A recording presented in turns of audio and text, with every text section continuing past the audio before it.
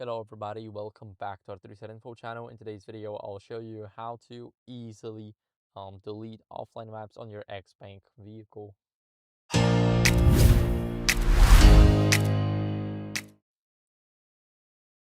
So if you're using the XPeng navigation right here, what you guys want to do to delete the offline map, we're gonna go and click on the gear icon, scroll down, and here we have the others and offline maps management. Now we're gonna click on the arrow. As you guys can see, sometimes you can click, sometimes you cannot, so you need to click a couple of times. You will open up our offline map settings, and now to delete them, we need to click on the trash icon and click delete.